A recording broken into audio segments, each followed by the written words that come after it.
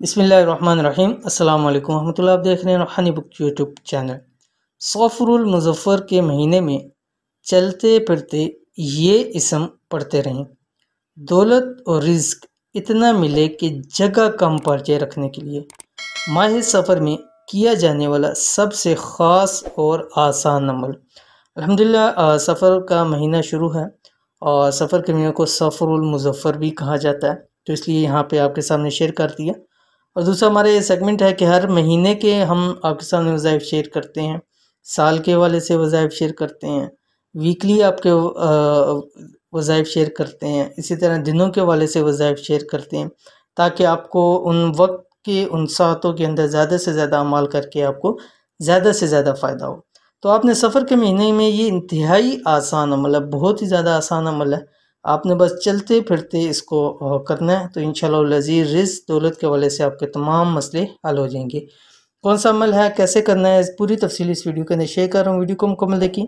Channel के ऊपर नहीं है तो चैनल को सब्सक्राइब करके बेल आइकन के बटन को दबा लें, ताकि इस की आने वाली तमाम लेटेस्ट वीडियोज़ आपको बरोक्त मिल सकें। माह सफ़र में दौलत और रिज़्क के हवाले से किया जाने वाला सबसे आसान वजीफ़ा, बस माह सफ़र में चलते फिरते ये इसम पढ़ते रहें।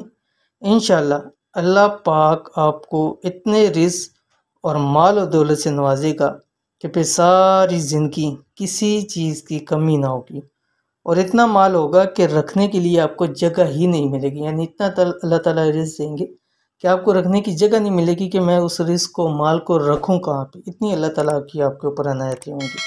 ठीक है, अपने इंतहाई आसान सा है। एक तो चलते फिरते पढ़ना है, कोई वक्त और किसी चीज़ की कैद नहीं है, और दूसरा सबसे बड़ा फ़ायदा कि इंतहाई आसान एक इसम है।